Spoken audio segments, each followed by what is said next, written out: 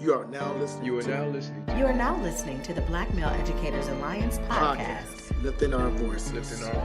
Lifting our voices.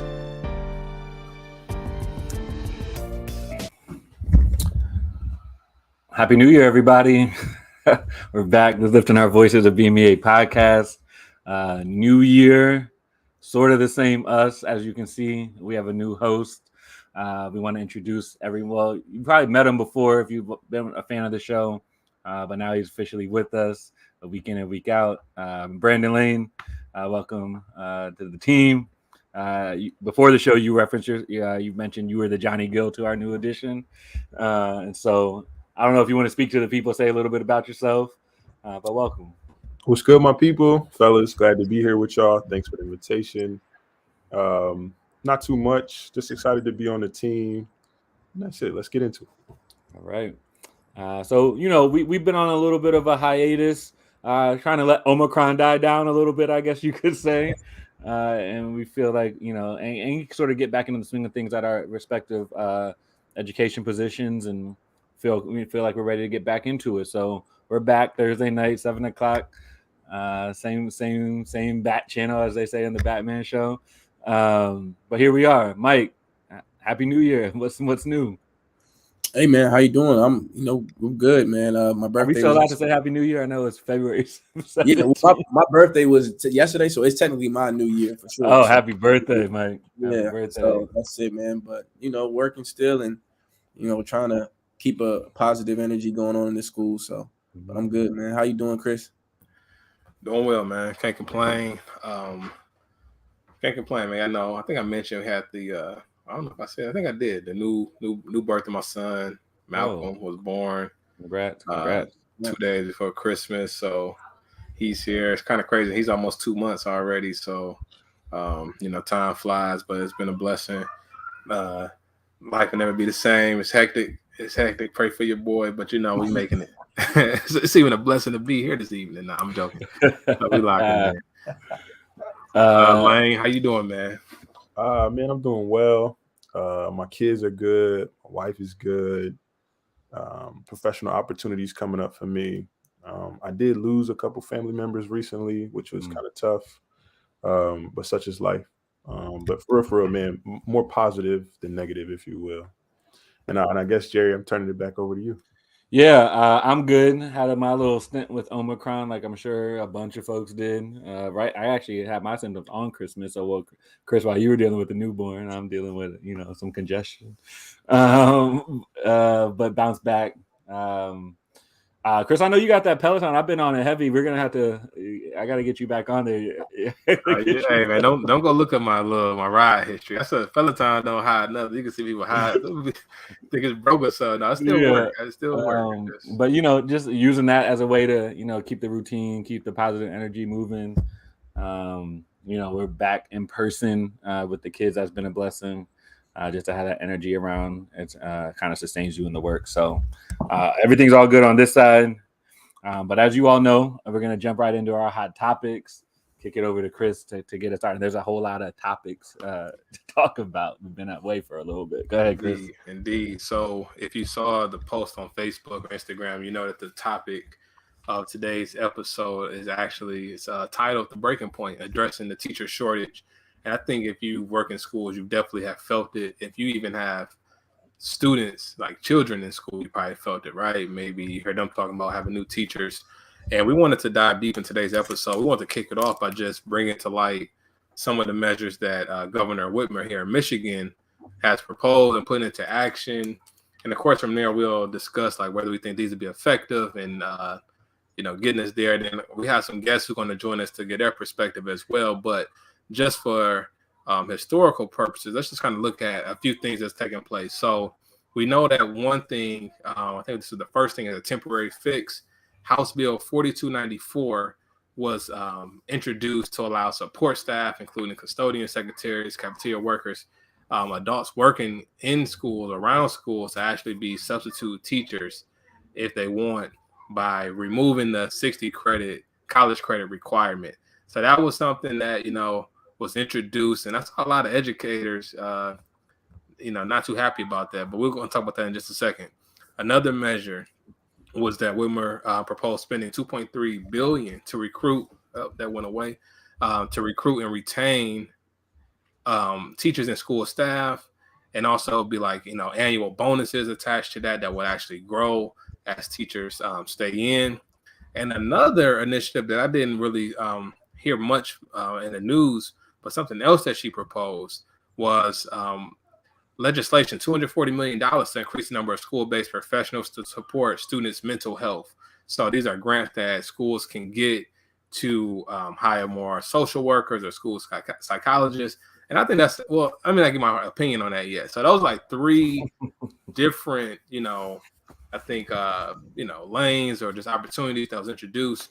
So we're here to talk about it. I want to bring that to the fellas and our audience at large. So what's our thoughts on this? Well, clearly it's very reactionary. We know that, right? I think we spend enough time in our respective positions trying to find proactive solutions to things, right? I don't think it's necessarily a bad thing, these proposals, but I do think it's reactionary. So I guess for me, the question is, okay, so we put the Band-Aid on, and then what's next, right? What are the proactive solutions? What are the systemic moves that are going to be made to ensure that moving forward, we can recover and then not find ourselves in this position again? So that's kind of where I'm at when I hear that. Curious what everybody else thinks. Johnny Gill, go ahead. Hey, hey, what is it? 4294. I think for now, like Jerry said, it's a Band-Aid, but I'm not fond of it at all. Like I was talking with a colleague earlier. Which one are you talking about, Brandon? Which the one that allows the support staff? Yeah, the support staff to be. Oh, yeah. Well, I'm not fond of it. Talking with a colleague earlier, they wouldn't allow a MD's secretary to step into his role in order to, diagnose a patient, or, a surgeon secretary to step in and, cut up on an individual. So I'm really not appreciating, to a degree, allowing not a Joe Schmo or just somebody random. It says trusted individual within the school community. I appreciate that, but I'm not sure that it's any different from just having, just a body in the classroom. So I'm not always feeling that. And then the bonus thing, I think it says $2,000 as an annual bonus. I mean, my math ain't mathing right now, but I'm not sure how that's gonna, the check doesn't look that different every 2 weeks. Man, what? You know what I'm saying? So yeah, I feel it. I'm not feeling that. And then I think the mental health support is one that I really do stand by. You consider the numbers around suicides for students during the pandemic, et cetera, the social isolation, all of that. I think that one is a viable solution. And the other two, I'm kind of struggling with. So what you thinking, Brother Payne? Well, Payne, before you jump in, Payne, I think what Lane is saying, or maybe what you and I are both saying, is it's like gauze pad on a cut, right? Like it's still an injury, right? And ultimately you may have a scar, but what's coming after that?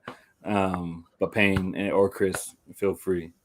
Yeah, I just chime in for 1 second. I'm just gonna throw some, Chris was ready today. He was ready to go out the gate. I'm not ready, but I just saw. Cause I hear you. I think at its worst, in its worst implementation, Brandon, what you're saying comes to light, right? You like, oh, you got some random Joe Schmo. But at the same time, I've worked in schools where you have individuals who may not be certified to teach, who definitely have a heart and a passion for the children in the school. Mm-hmm. And just because they may not have, been in, had their mind on teaching earlier, I'm not so much opposed to us lowering the bar for them to be able to actually fill in that role, because I've seen different people do different things and they're not able to get paid the same as like a sub or someone who has a certain degree. So I think we have to, I do agree, at the worst, yeah, it's like, who's this random person? But at its best, you can have some dedicated individuals jumping in. So I don't think it's all bad. But another thing too, as far as the bonuses, right? And I get you, like $2,000, especially after you get taxed, and if they spread, it's not as nice as it ain't like them auto plant workers. They getting 10K. My boy said he getting 10K in a couple of weeks. I'm like, oh, that's nice. But you gotta understand, the teaching profession in Michigan is large. you got to spread it out, and I think that's if we just do the math. They got the money, Chris. All right, Pay. Come on, I'm done. I just want to put it out there. I think a great philosopher named Jadakiss once said, "It's good, but it's not enough." And like to Lane's point, I like the idea of increasing money for more professionals in the building. I do agree. Like the mental health thing is, especially coming off the COVID, I thought that was the first thing we would do because everybody was, like these kids are really struggling, and you can see that when we got back this year. This has been a rough year for everybody, and we've seen a lot of increase in violence and suspensions, and we'll talk about that in another podcast. But that was a really good move, and I also don't think $240 million is enough. But with the substitute teaching thing, that definitely was a Band-Aid on an egregious wound. Like this wound is like the arm is cut off. So my issue to Lane's issue is that you simultaneously kind of like diminish the teacher role, like the role of an actual educator, just saying like, all right, we can just put anybody in the space. In Oklahoma, they had police officers in the classroom for the last two few weeks. New Mexico had the National Guard. Yeah. So now, like, look where it's headed, and I think that like the biggest thing with states in this country is that we are okay with spending money elsewhere. We tiptoe around spending money in education, and we are paying for that tenfold now. You know what I mean? And I think that even like Lane's point, the bonuses may keep people who are already here. It's not bringing anybody back. I'm not coming back to a place I left for a 2K bonus spread out the year. And Payne, I hear you. I think, and I don't know if we mentioned this, but the degrees being conferred, right? The drop in that since 2006 is like 22% of ed degrees being conferred, right? I think that stat is the stat, right? Because ultimately that means down the line we're going to be in a real situation. I don't think enough people paying attention to that either, Jared. Because that should have been noticed 10 years ago, right? But who's to say it wasn't? Who's to say it wasn't? That's the point. Well, we're about to find out because it's going to require a mindset shift around teachers, right? If you want to put a stimulus into the teaching profession, you're going to have to change the perception of the teaching profession, and they can do that tomorrow if they want to, right? The powers that be can do it tomorrow. We could be right up there with doctors and lawyers if they want to, right? But so it'll be interesting to see how when that impact is felt. Right, and you might be able to pull some people back in with bonuses. Who knows, right? You may, at the very worst, you may be able to prevent people from leaving for a year or two, right? Maybe, who knows? I don't know. But to me, that stat is the stat that, if nothing happened, nothing changes, then we're really being for it. Yeah, and just at one point, I want to say is like that bonus would be all things held constant. Like we should, like teachers deserve that money already. Things have gotten worse, like virtual learning, COVID, right? Like you're not paying me 2K. I gotta get sick every other week. You know what I mean? It's to your point, this has been happening for a decade and a half. There's been a 22% decrease in kids even enrolling in ed programs. So they saw it coming. It just we weren't going to do anything about it. And to Lane's point, well, they didn't see the pandemic coming on top, Yeah, and to Lane's point, this could be lending itself to a bigger play, whereas like there's somebody benefits from teachers not being in the classroom. We don't know who yet. We don't know what it looks like, but in the capitalist society, somebody benefits when there is a struggle somewhere. Right, there is somewhere to be money to be made. We just got to figure out like what's happening. But absolutely, like the money is not even handling half of the problems that we've been asking things to be fixed.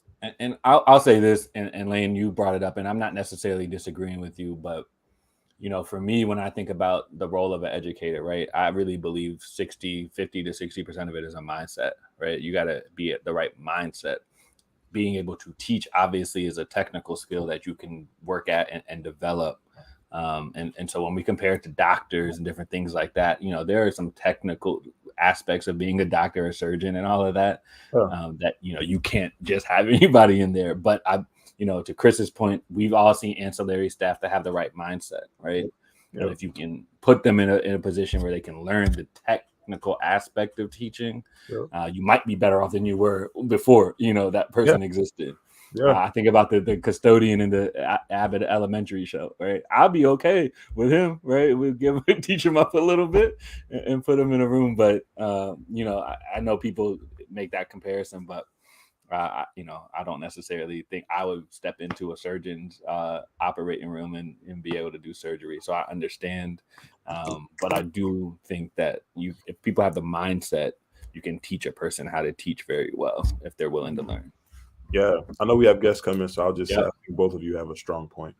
Okay. Yeah, so we're all saying this with fully employed in the ed space still, right? And we have a couple of guests tonight who have made personal decisions about the future of their careers, and we want to hear from them. And so the first person we want to bring up is Mr. out of Harlem, New York. So joining us from Harlem or from New York, Mr. Derrick Haynes. Welcome to Lifting Our Voices, a BMEA podcast. Thanks, guys, for inviting me on. What's up, Mike? Appreciate you being here. What's up, man? Got you front and center now. Yeah, so listen, Chris's background is amazing. I gotta get that. I'm gonna be honest with you, Derrick. The cardigan with the background really it's a good vibe. It's a good vibe. Cherry wood walls. I'm like, right. You like that? That was vibe. Especially here in Michigan with the snow coming down behind us. Right. So Derrick, tell us just a little bit about yourself, and then we'll hop into the question. Sure. Grew up in Harlem, New York. Growing up in New York City, always had this idea of this Wall Street background. In the background, did a lot of those high school enrichment programs. And so went into a career in financial services, right after graduating from Morehouse College. I worked in financial services for about 7 years, most recently working at Goldman Sachs. And then I decided to make a pivot. A very, very, very traumatic situation occurred in my neighborhood. And I felt that the way that I could best respond to it was giving back to my neighborhood and just plunging in, feet first. My close high school friend was murdered. And so I said, instead of taking, a view of vengeance or revenge, give my love back to the community. And so I actually became a teacher for 4.5 years in Harlem, New York, literally 4 blocks away from my block where I grew up. And it was the most originating experience. And I say I did that for 4 years because now I'm actually in business school in Durham at Duke University. Awesome. You hate that the tragedy inspired that shift for you, but I am curious. Tell us just a little bit about your time as an educator, sort of the impact you may have seen or the experiences you had. Yeah, I think it's interesting, right? So I've always volunteered. Mike and I, we've always volunteered through college, through fraternity and things like that. So that was always in my heart. My dad was always a community dad. So that I always had this responsibility of being involved in my community. And so going back into the classroom, especially at the age that I was and the neighborhood, I felt like I had a bit of a cheat code advantage, right? It's different when you tell people hey, I'm gonna call your parents. It's different when I say, yo, I'm gonna call, Jimmy, because Jimmy knows me, right? And I knew kids' parents, literally parent teacher night, you would think it was a block reunion. Yeah. And oh, you teaching here? I'm talking about kids were in the 8th grade. And parents was oh, nah, you should be in Mr. Haynes' class. I'm I only teach 6th grade math. So it was really cool. I saw myself as an educator. My real talent was inspiring children and pushing them further down the path, but also being able to connect the reality of the math that they're doing in the classroom to how it works in the real world. And then just showering them with love and reality of just how this life thing works. Roblox was big at the time, and they did an IPO. So I literally did a math lesson about stock picking connected to Roblox. And then at the end of it, I gifted, all the students Roblox cards. And it's just that level of connection was really what, did me well in the classroom and made me, someone that they really look to.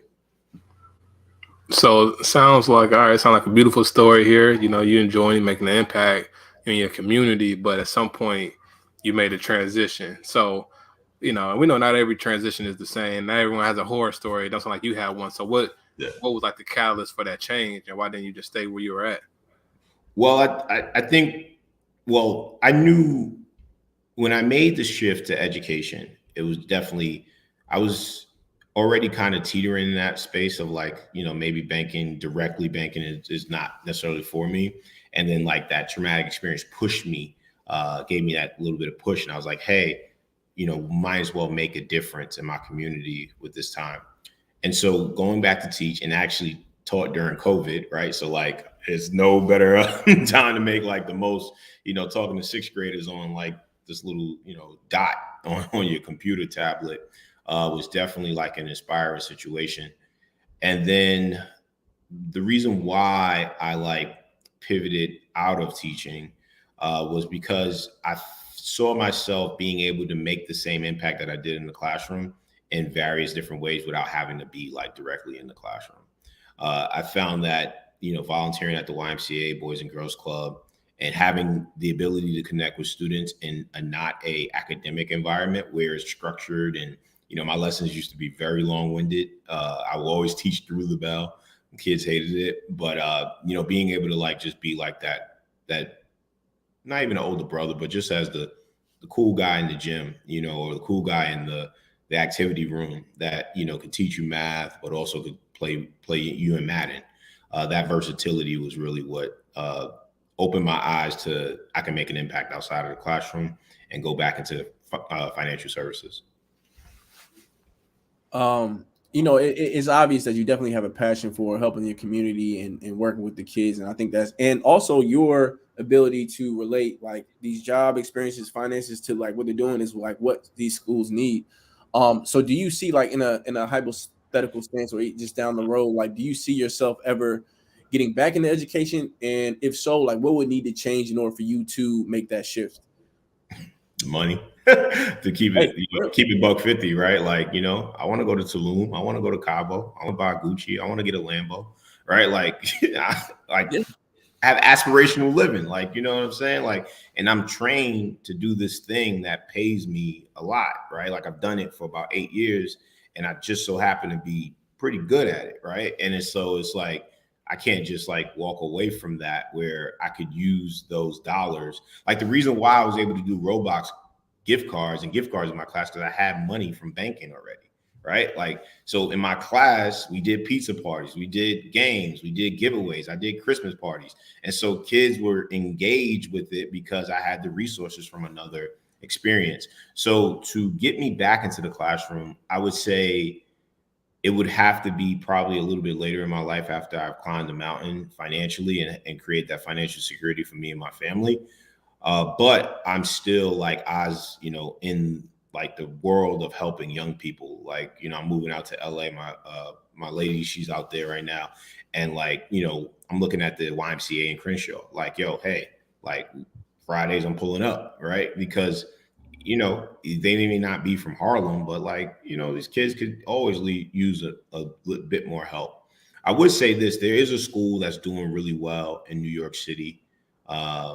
Don't know the name of it, but they're paying, it's a charter school, unfortunately, but backed by bankers and hedge fund managers, and they're paying teachers $100,000 a year, right? Like crazy, right? Like, and it's located in Washington Heights, and like literally they have an application list like a mile long. It literally goes out like in a text message group, like, yo, they're hiring, submit your app.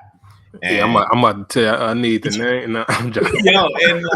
And literally, like, they're a great school and they get the best talent, right? They get the best talent because, like, no one wants to have to make a decision between taking the bus and the Uber to work in the morning. And, like, they get it, right? Like, academics should be compensated at a rate that you can make a living and still have a little bit of excess to have some fun. I love it, man. This is great. I really appreciate just your comment around your versatility and how you felt like that was something that allowed you to connect instructionally, but also personally to build the rapport with your kids. My question is how do you feel your professional experience in the financial services like helped you offer the students like meaningful and real life applicable learning? That's a good question. And like in the sense of like giving me the opportunity to like just expound upon like the point that you all made about certification. So I'm not a certified teacher. I was never a certified teacher, but I had the skills to explain the math and know the math like inside and out, right? It's very rarely that you're going to get somebody that knows it better than I would in that environment. And so I think when I think about it, the best aspect was like understanding, like you can truly understand what motivates people and like learning how to like really click onto that and like use that to like drive relationship, and from relationship drive performance, from performance, reach goals. And so that's what kind of literally like burnt me out though. So my students could reach me anytime, and like literally they would reach out to me at 2 a.m. For questions about math, and I would like really jump to it because I wanted them to have the same responsiveness to me as they had with their Xbox and Fortnite. They jump on, there's always someone there, and I wanted to do that. Mm-hmm. And I think that is what really, from financial services and always having to be on, is what really clicked with my sixth graders. And it was like, man, like Mr. Haynes is like, always there. He's loud, he's bugged out, he does everything that we want to do.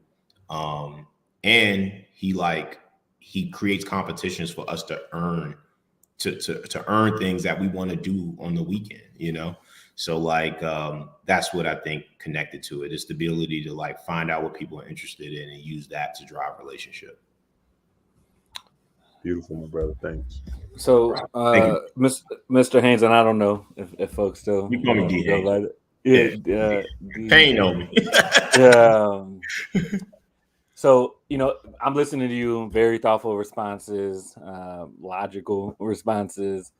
And so it doesn't feel like you have a bad taste in your mouth necessarily about your time. And so I want you to leave us with this, for the folks who are still in the room, still fighting that fight, what's your advice to them just about the practice itself? Man, you got to have fun with it. So like, I'm in business school right now, and I only introduce myself as a teacher. Like, I don't even bring up the fact that I used to be in banking and finance.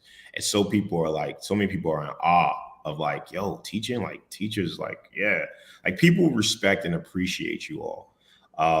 And like what we've done and what we do. So like, I would say just have fun with it, man. Like we used to bug out in my classroom. Like when I was teaching Zoom learning, like I would like let the kids inside to my life, at an appropriate level. Like they met my girlfriend before, they met my mom, they met my grandmother. Like I was like teaching one time remotely in South Carolina. My grandmother walked by.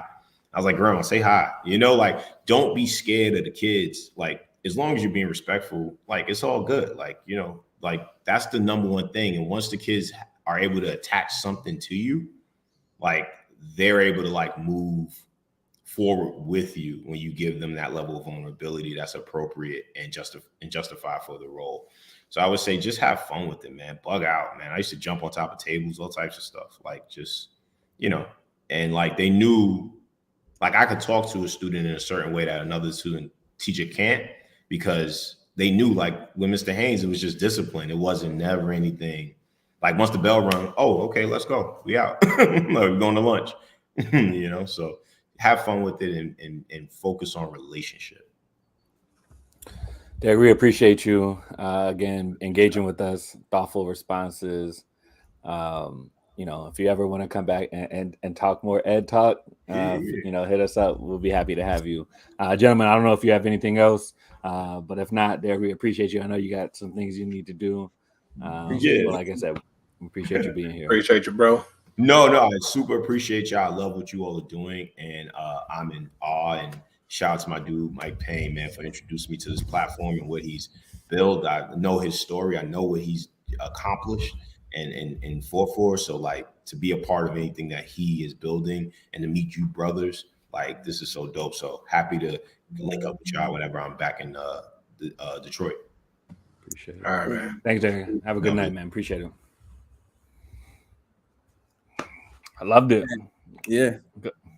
I mean, he's not even trained in like education programs, but he already understood how important relationships were. And as you know, we know that Black males are important in the classroom. So, that was proof in the pudding. You know what I'm saying? Proof in the pudding. But if we just had enough money, we could have kept them. And so, but that goes back to my point, right? Like mindset, right? You can do so much with a mindset, right? Granted, he knows probably more math than I'll ever know in my life, right? But he also had the right mindset, the relationships, the have fun with it, right? Make learning engaging, all of that. So shout out to Derrick. That was a great conversation. And we're not done yet. We have another educator that we're going to bring on, talk a little bit about her journey. So without further ado, we're going to welcome, and I feel like I'm saying this right. Please correct me if I'm wrong, but Tai'Quay Bogle. It's cool. My family says Tai'Quay, but phonetically it's Tai'Quay. So I'll take Tai'Quay Bogle. Get them together. M-E-D. Get them together. We said that earlier. He ain't listening. That's all right. My bad. But welcome to the show.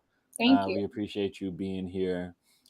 Before, as always, before we jump in, we want to give you an opportunity to just tell everybody a little bit about who you are, what you're about, and then we'll jump into the questions. Okay, so greetings. I am Tai'Quay Bogle. I am a graduate of Florida Agriculture and Mechanical University. So I'm very HBCU proud. I am the wife of Robert Bogle, who is also a FAMU graduate and the co-owner of our educational consulting firm, and the mom of 5-year-old Robbie Bogle, who knows what he'll be, but right now is a scientist. So this is my 10th year in the realm of education. And this was my final year as a instructional leader in the K through 6 sector. So Tai'Quay, when you say scientist, you mean science teacher or scientist? Oh no, my baby does STEM. He loves everything. Like I'll share his little channel. His dad and him do science STEM Saturdays and science STEM Sundays. Like he uses the vocabulary. He also molds. Like it's phenomenal. When he says scientist, I really think he means scientist. He's in the lab. Yes. When he says he's in the lab, he's in the lab. He in the lab. He cooking. Yeah. Okay. So just tell us a little bit about your journey as an educator. I know you just mentioned you're in your last year as an educational leader, but just give us a little snapshot into your journey as an educator. So snapshot, I was raised in Bogle, Florida, which is the Muck. You may or may not know about it. #1 producer for D1 athletes. I remember being a little girl in the church and everyone telling me, oh, you're going to be a teacher. And I vividly stated, I do not like kids. So no, that's not going to happen. But if you want to make God laugh, you got to basically tell him what you want to happen and he'll spin the block. So fast forward to FAM. It is my final year of graduation. I'm like one of the first people in my family to go to college. They tell you go, but they don't tell you how you should navigate. So I'm coming up to my final year and I'm like, I got a degree in psychology. Boom, I'm gonna be the next Dr. Phil. They're like, no, baby, you should have been, getting a master's. You got to move on. You should have been on internships. I'm like, oh, I didn't know. So my close friend at the time, Quentin Stroud, was like, okay, so maybe we should try for City Year because I was unsuccessful getting into TFA. So I was placed in New Orleans, blew my mind. Tai'Quay, I'm a City Year alum too, by the way. So you already know, red jacket, yeah. Having the thoughts of why are we here on this corner cheering at 7 a.m, these children in the building. At the 100%. I hated it. I thought it was so demeaning. But those kids at Sarah T. Reed High School, Beast in the East, they changed my life. At the conclusion of that program, I received the Purpose Year Award. I received Mentor of the Year Award. I received there's Mentor, there's Tutor of the Year, and then they have Lacey, Life After City Year. Urban Teacher Center was one of the feeder programs, and I moved from New Orleans to Baltimore, which is where I met Mike. And we did our internship program there. I was placed at a school in Southeast DC. It was there I realized, I really can do this.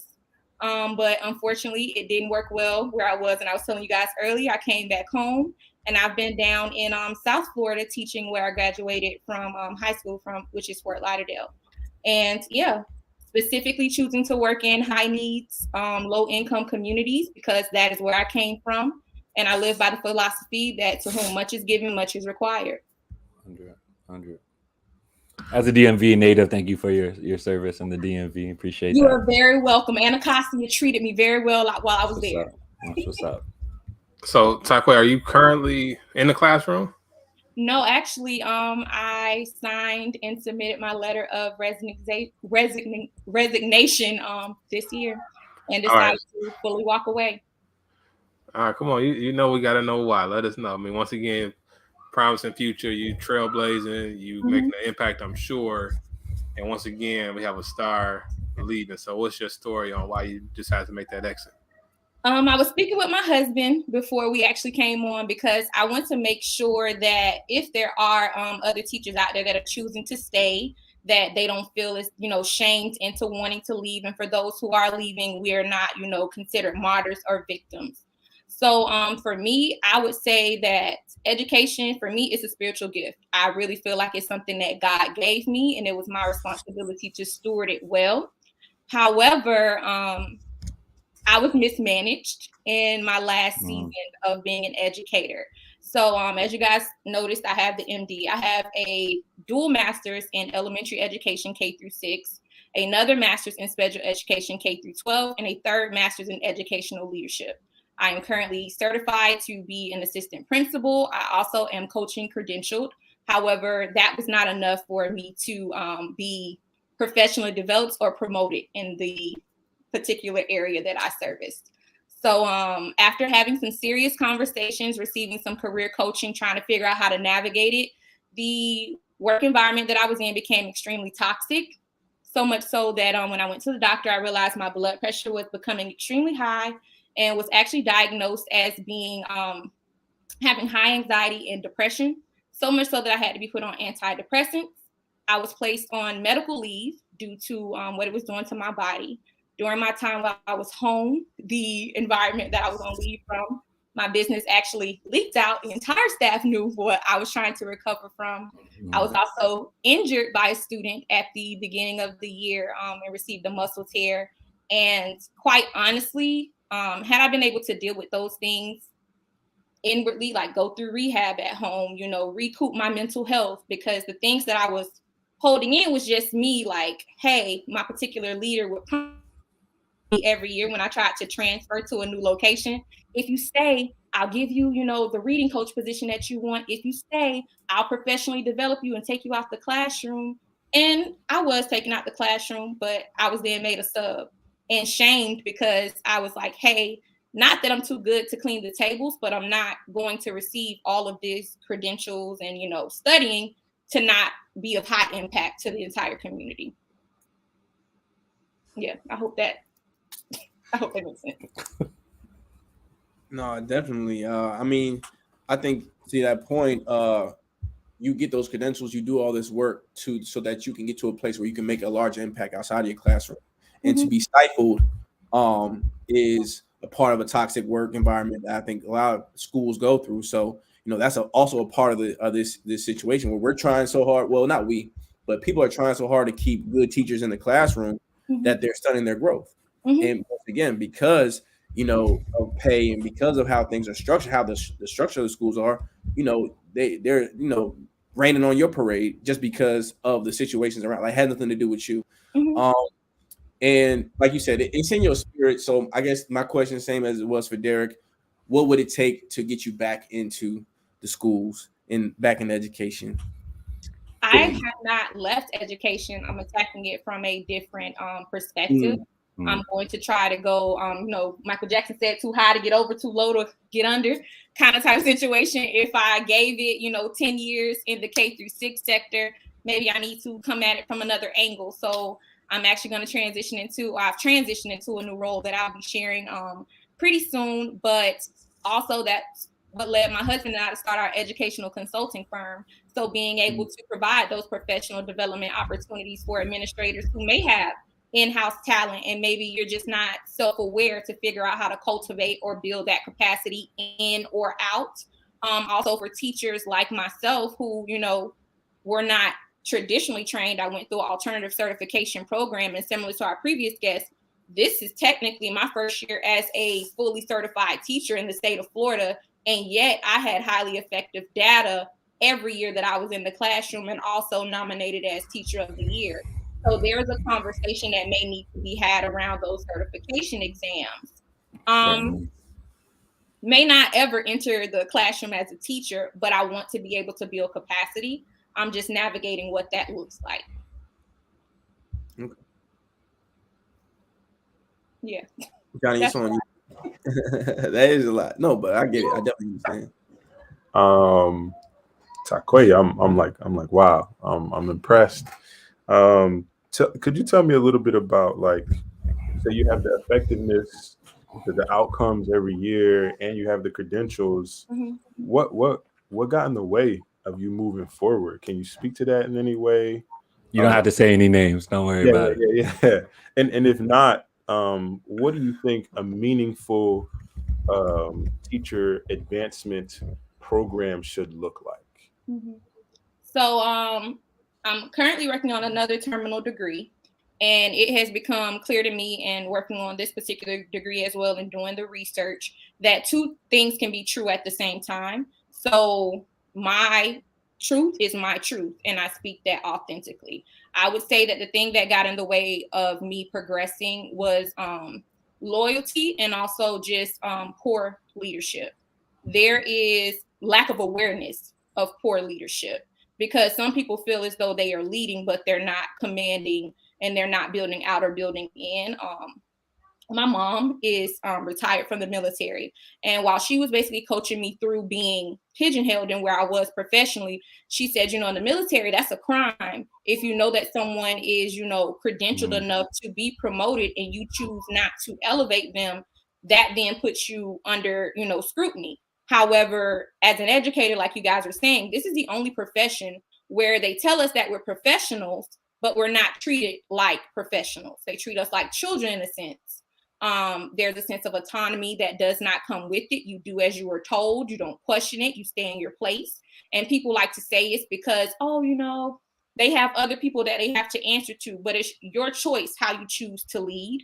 Dr. Presley Charles, and he's a principal in Palm Beach County, also a Florida Agriculture and Mechanical University alum, told me that inability to progress, you got to assess your leadership. So for me, that's what it was. I was just under poor leadership because I left them to mismanage me and I didn't advocate for myself soon enough or exit before it became something where I had no choice but to move on faith. Aha. Yeah. So let me ask this question. So you and your husband got the educational consulting going. Yes. Do you feel like right now, like that's just the move to like kind of move independently, or have you ever considered just like finding another school who's gonna see your value or going, relocating, coming to Detroit? I don't know. I'm just throwing something out there, like we know some people in a bad situation there, but what do you feel? Because I feel like if you got, it's really interesting. You were like so effective and had like so many accomplishments, and then someone kind of hating or holding you back with just being a poor leader.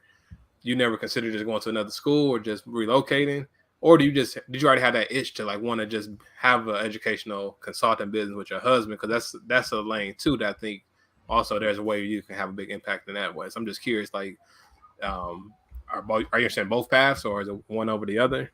It was never, did you try a new school? So for me, like I said, I taught in New Orleans, then I went to Baltimore, then I was in DC, and I came from DC because, again, toxic leadership. Off air, I'll give you a school to Google. Mike, you can tell them how people were running from that particular school, and the program was doing nothing because they was like, they letting us bring in as many students as we can get in there. We don't care how they treat them over there, just relationship. Down here, I've taught at 3 schools. Like I stated, I was a uncertified teacher because I was having issues passing the certification exam. So I did a stint at a public charter. I did a stint at another Title I school that did not mirror the demographics of my last school, which was majority Black. So I've been in those places, and my mom always tells me that I don't have to say what I have. For me, it's people feeling threatened. You don't have to be threatened. I don't want to keep it to myself. I want to lead to build capacity. I don't want to be the only person on the team that's highly effective. I don't want to be the only person on the team that wants to be professionally developed. Let's look at our culture and our climate, but that requires a particular person, a particular institution. I can say in all my years of teaching, I only had one leader, and I won't say her name, but she was an assistant principal. And she told me when I said, well, I don't want to talk about what it is that I'm doing, as I don't want it to seem like it's bragging. She told me it's not bragging, it's a fact. If you're highly effective, you're highly effective because the state says so. And if people choose not to do anything with that, you shouldn't be the person that's allowing that to be the norm. Push. He told me to always make sure that I'm putting in a transfer to do better. But people would never want to pick me up. They would see what I'm working towards, but not necessarily want to contribute towards that. So we have the educational consulting firm, but like I said, I'm not going to move away from it. I'm not going to completely wash my hands of it. I'm just going to come at it from another angle. So Tai'Quay, we appreciate you, again, just like Derrick, your thoughtfulness and your responses. I can hear your conviction and everything that you're saying, and we appreciate that. So similarly, for folks who are still in that room, right, who are still, being highly effective and doing their best to make sure that, they are creating opportunities for their children. What's your advice? You are your biggest advocate. Don't let anyone mismanage your gifts, because you are the steward of your gifts. It literally says in the Bible that teaching is a spiritual gift. Don't let anyone get in the way of what it is that God sent you here to do. So if that means that you have to exit that particular environment for you to continue to cultivate and thrive, do so. If that means that you need to take pause to replenish yourself, because I had to go into therapy to rebuild who I was as a person because of how heavy that burden of allowing myself to remain in that environment was, and know that somebody out there wants to develop and use you as a resource. So get out there and let it happen. Like, it's not about stunting on other people. It's about being obedient to what it is that God sent you here to do. So he promised you that it was going to be some rough days, but it's not forever. So push past, push through, get to where you need to be, because somebody's waiting on you so that they can get to where they need to be. Tai'Quay, Mrs. Bogle, we appreciate you. My husband will like that. He likes when people say Mrs. Bogle. Mrs. Bogle, we appreciate you being on the show, sharing your experience with us. We look forward to hearing from you again, and good luck with the transition, and good luck with the firm. I got the future scientists in the building too. Hey man, and keep up the great work, man. Please do. And good luck in all your future endeavors. And we appreciate you being on. Thank you so much. Thank you guys for having me. You're doing amazing work. Mike, I appreciate keeping me in the loop. I'll keep my eyes on you guys too. Thank you. Thank you. Thank you. Man, all right. They were unique stories, but definitely I can see how that probably happens to so many people in so many different situations across the country. Is where we're losing good people too, right? So yeah, just crazy stuff. Yeah, I think there's a lot of red tape in education, right? We know that there's a lot of rules you got to follow, and permits and licenses and certifications. And sometimes, because of that, you're not able to see the brilliance in people, right? Or the ability in people. And that's certainly something that we got to shift, because not every sector, not every industry requires all of that to recognize greatness, right? And that's something to think about. And so we can throw money at all of this stuff, right? And bonuses and all of that. But ultimately, when you recognize talent, what are you going to do about that, right? And so that's what I heard in both of those experiences that we're sharing. But if anybody, we want to wrap this up or put a button on it, please share your thoughts. I just make a couple comments, man. I thought it was some good stuff we heard. One with Mr. Haynes, I've kind of felt, I wanted to ask him when he was on, but I didn't want to prolong the interview. I kind of feel like sometimes it felt like, I don't know if the curriculum confined him a little bit. Because like he said, I think he was so impactful with the relationships that sometimes, I can imagine, man, trying to stick to a curriculum or being so boxed in could be very limiting, And then I felt like with Tai'Quay, like you said, it's just it's a challenge. You know, I think number one, I mean, relationships aside, like you just a poor leader, then you just don't need to be in that role, right? Yeah. But also, I do think there's a larger context of like, what do you do with your excellent teachers? Like, how do you keep them fulfilled and able to grow?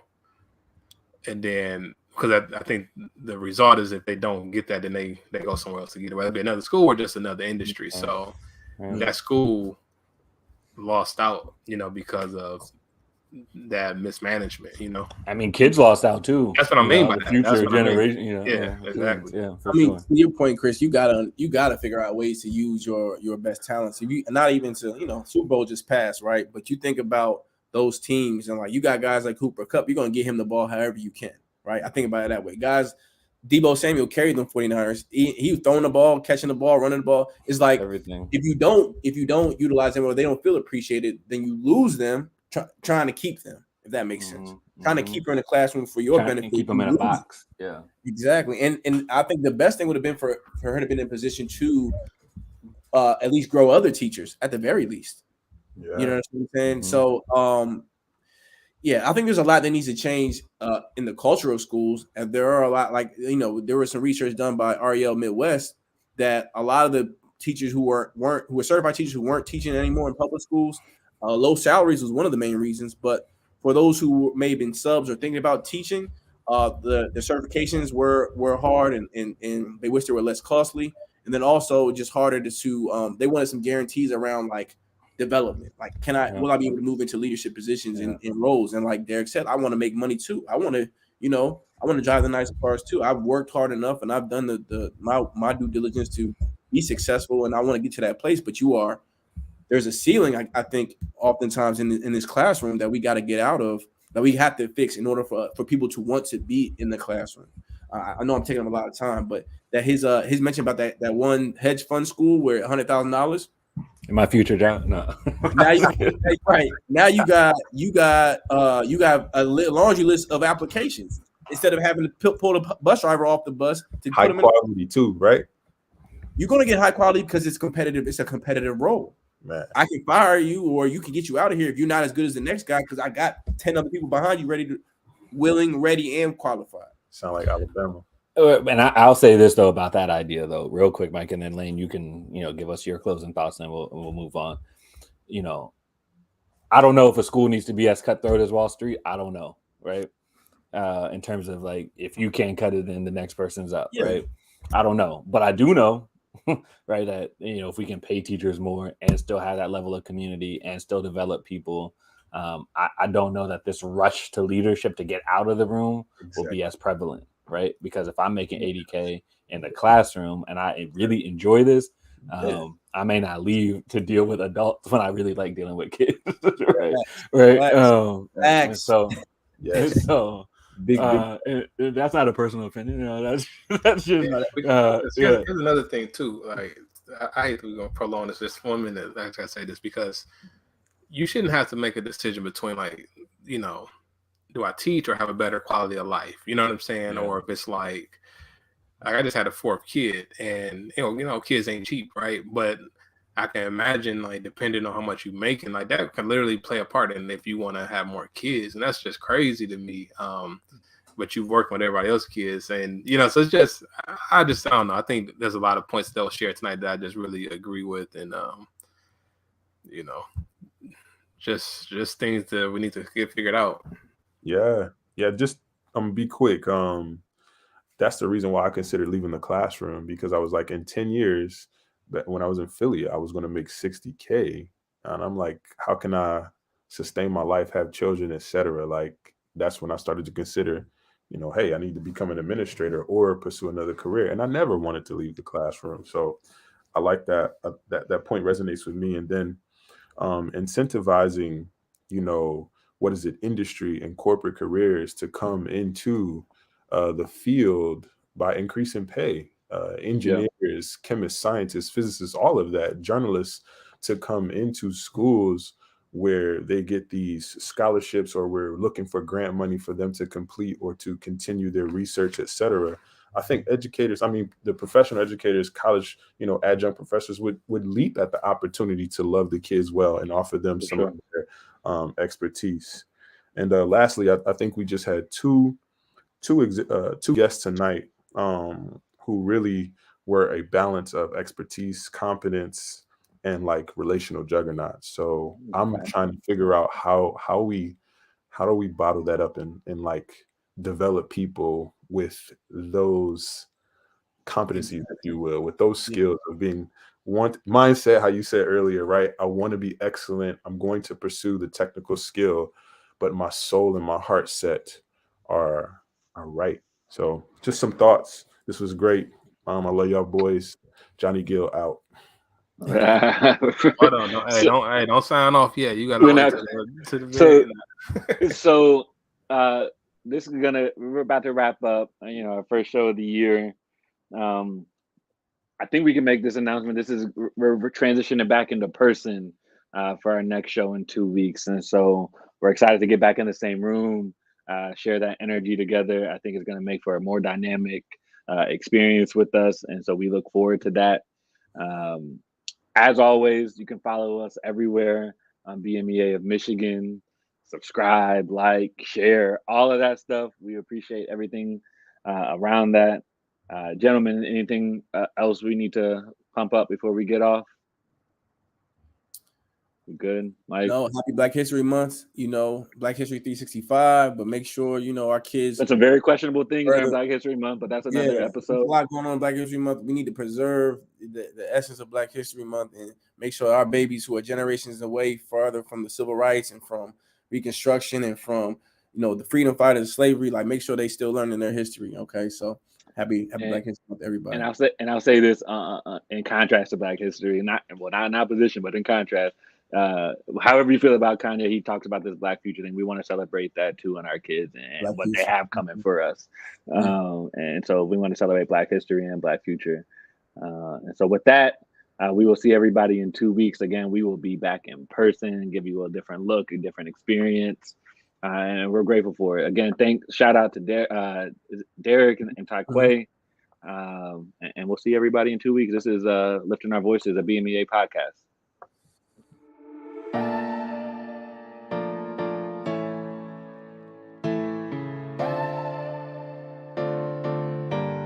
You are now listening to the Black Male Educators Alliance podcast. Lifting our voices.